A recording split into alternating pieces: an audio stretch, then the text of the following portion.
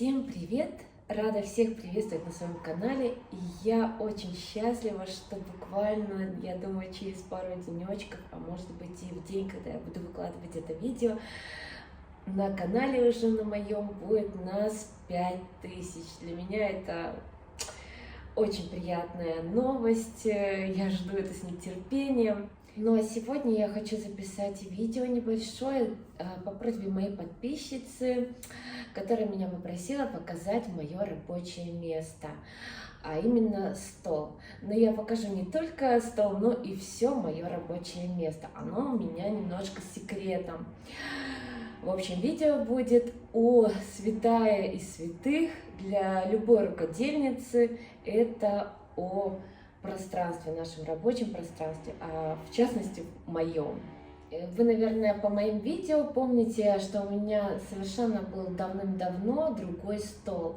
Моя была ошибка в том, что я его ненадежно закрепила. Он был стареньким, таким хлипким, тонким, и произошла неприятная ситуация, которая я очень на себя злюсь в этой ситуации, что я сама виновата, довела до этого дела такое. Когда вот мы двигаем клеткой туда-сюда, этот стол у нас расшатывается, и он у меня расшатывался еще больше и больше, а там было соединение хлипкое, но он достаточно был широким. И в один какой-то прекрасный момент, не прекрасный момент, конечно, он упал у меня. Стол этот упал вместе с машинкой. И машинка упала, она вот так вот прямо разложилась на две части, задняя и передняя фантуры. Вот. Это было для меня очень неприятно. Я огорчилась, это ничего не сказать по поводу того моего состояния. Кетельная машинка у меня стояла еще, помните, на этом столе, и она упала, и у меня тоже там видео было, как упала, и колки вылетели, побились, согнулись, сломались, и я меняла потом. В общем, как-то я собрала эту машинку, сразу же я купила другой стол, пошла в любой магазин, и я не помню какой, и там выбрала обычный письменный стол, который подходил для креплений, и установила машинку. Он тоже был достаточно широкий. Но перейдем сейчас к вот этому столу, который сейчас у меня находится, на котором у меня сейчас установлена моя машина. Этот стол делался мне на заказ. Эта машинка не должна была стоять здесь, а стоять она должна в другом месте. Я потом покажу мое еще одно рабочее пространство, мое святое из святых, куда я никуда не пускаю, где она у меня даже под ключ. Техническое задание для этого стола было такое, чтобы он был очень устойчив. Так как все знают, что машинки весят где-то двухфантурные около 40 килограмм, и мне именно надо был узкий стол, узенький стол, и тут вот возникает нюанс, чтобы он был устойчивым. И поэтому мы со специалистом, с мастером решили, что ножки, то есть весь стол будет склеен из двух ДСП. То есть ДСП сами, вот вы знаете, наверное, 16 и 18, может быть, чуть больше миллиметров, да, то вот две ДСП, они были склеены между собой. И проклеены вот этой специальной верхним покрытием белым. Ну вот, по размерам ширина у меня, забыла, ширина 38 сантиметров, и длина, вот можете обратить внимание, что почти по 5 сантиметров просто выходит по краям стол от моей машинки. И как-то длина, да, 120 сантиметров, 120, то есть 38 на 120. Ну еще тот момент был, когда мы с ним обсуждали с мастером, то еще и высота.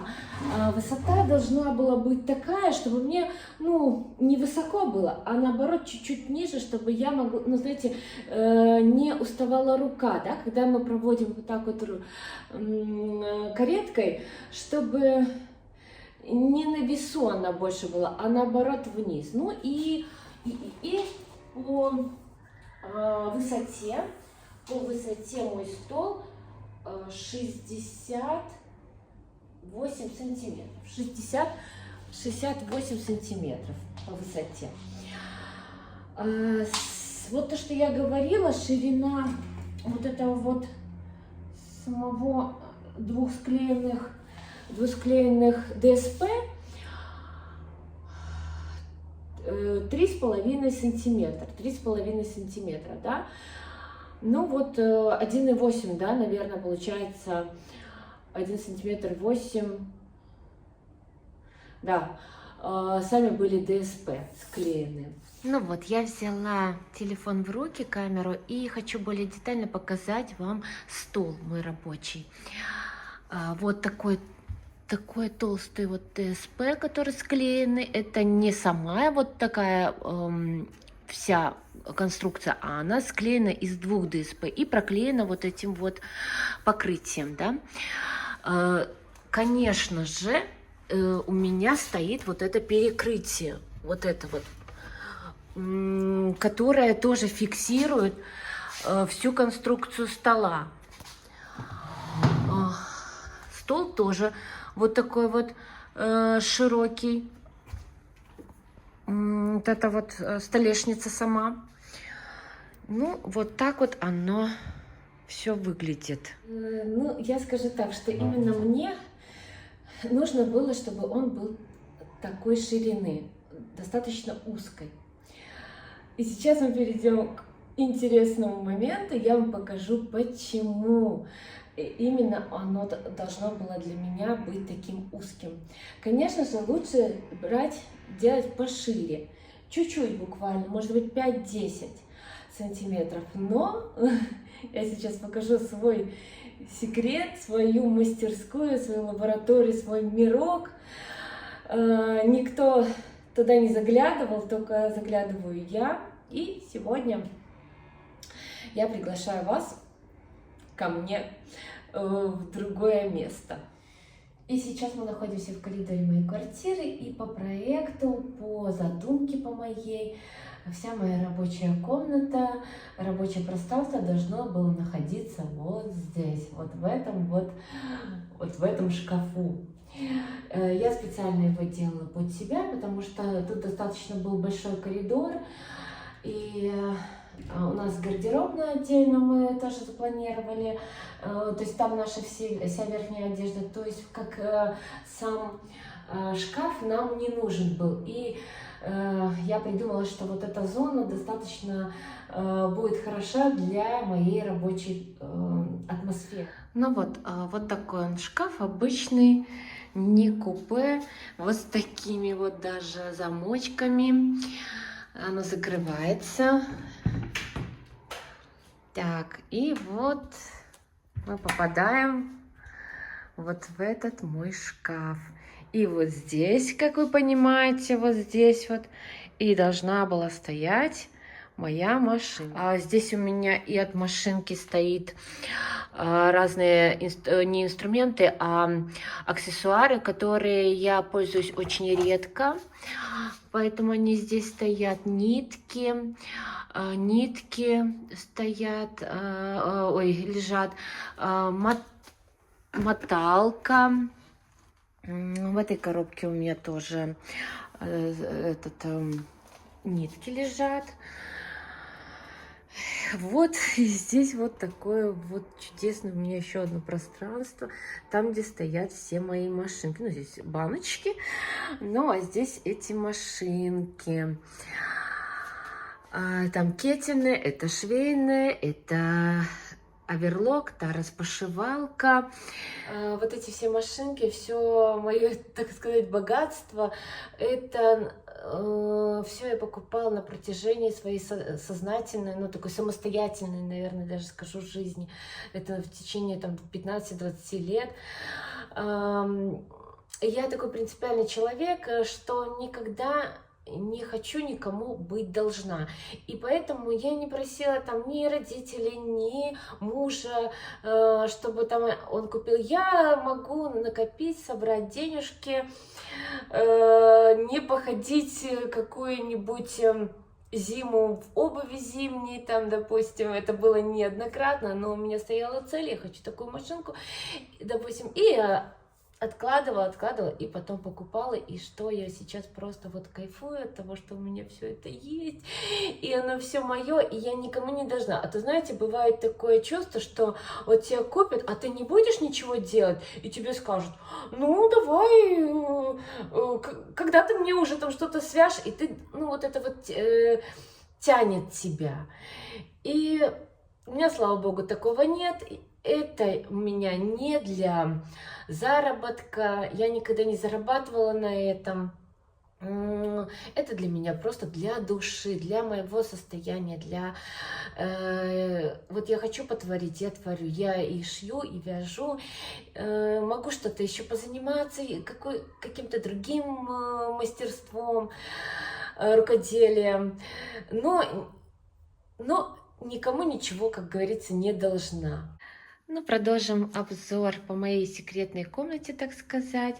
Здесь у меня еще стоит, вот, кстати, здесь у меня еще есть каретка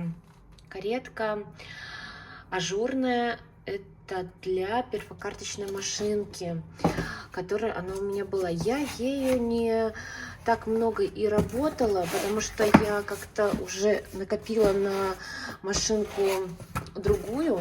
Но они же продаются отдельно, да? Кто знает, кто покупал уже, что машинка отдельно продается, каретка отдельно. И вот я не помню, но она очень жутко дорогая была, и я ее хочу продать. Если кого-то интересует, конечно, я продам ее гораздо дешевле, чем она на самом деле стоит.